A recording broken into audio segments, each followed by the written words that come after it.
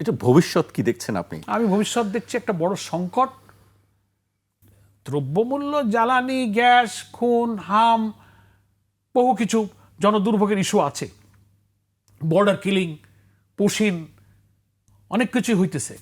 কিন্তু এই যে রাজনৈতিক সংকটটা বিএনপির কারণে তৈরি হলো, কারণ দেওয়া কথা ওনারা 180 ডিগ্রি রিটার্ন করেছেন, উল্টে গেছেন। আমি তো প্রমাণ দিলাম যে এই টাইমে এই করবেন বলে আপনি গেজেট অনুযায়ী সব মেনে নিয়ে আপনি ভোটে চলে গেছেন। আপনি ভোট না করতেন যে না এই গেজেট মানি না, এই গণভোট মানি না। এই গণভোটের প্রস্তাব তো বিএনপির দেওয়া রে ভাই। সালাউদ্দিন ভাই তো কয় যে আমি তো গণভোটের প্রস্তাব, তো এখন সে গণভোট মানো না কেন?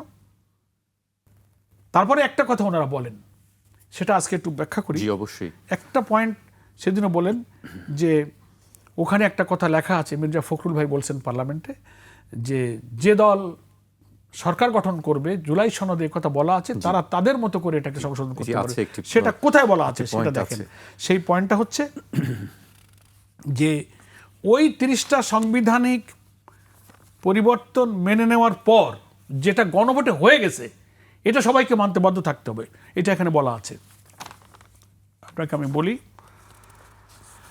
সেটা মানতে হবে।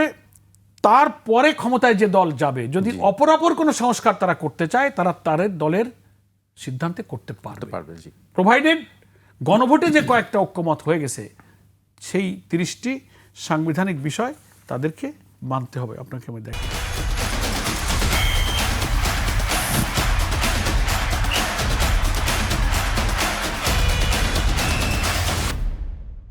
দেখাচ্ছি। এই যে 30টি প্রস্তাবে জুলাই জাতীয় সনদে রাজনৈতিক দলগুলোর ঐক্যমত্য হইয়াছে, সেগুলো বাস্তবায়নে আগামী সংসদ নির্বাচনে বিজয়ী দলগুলো বাধ্য থাকিবে।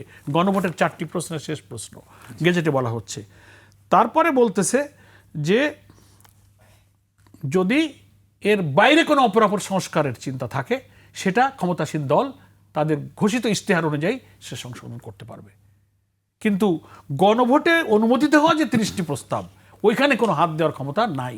এটা 70% মানুষের ম্যান্ডেট।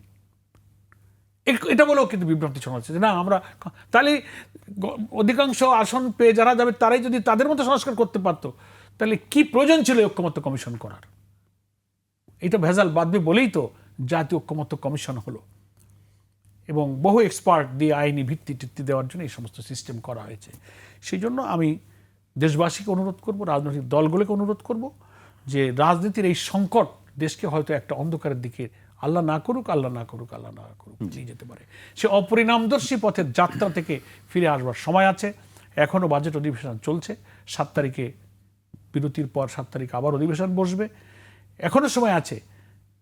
ইচ্ছা করলে বিএনপি সরকার সংবিধান সংস্কার পরিষদের অধিবেশন এই চলতি অধিবেশনই ডাকতে পারেন, ডেকে ওনাদের এই সংস্কার প্রস্তাবটা সেখানে আনতে পারেন, আলোচনা করতে পারেন। এভাবেও কিন্তু এই জাতির কঠিন সংকটটা সমাধান হতে পারে। এবং এখন একটা পার্লামেন্ট হয়ে গেছে, রাজনীতির যে কোনো বিতর্ক পার্লামেন্টে হয় সমীচীন। এটাকে রাজপথে ঠেলে দেওয়া ঠিক না। আর ওনারা যদি ঠেলেই দেন, জাতিকে ওয়াদা যদি রক্ষা নাই করেন, তো যে জাতি আমাদেরকে ভোট দিয়ে বলেছে তোমরা এই রক্তাক্ত জুলাই সনদ বাস্তবায়ন করো, ওই জাতির রায়ের প্রতি সম্মান দেখাতে আমাদেরও হয়তো, যদি পার্লামেন্ট এটা সলিউশন না করে, তো আমাদেরকেও রাজপথে চলে যেতে হতে পারে। আমরা তা চাই না। এখনো সময় আছে, পার্লামেন্টকেই এই বিতর্ক, এই জটিলতা সমাধানের জায়গা বানানো হোক, এটা আমার অনুরোধ। জি।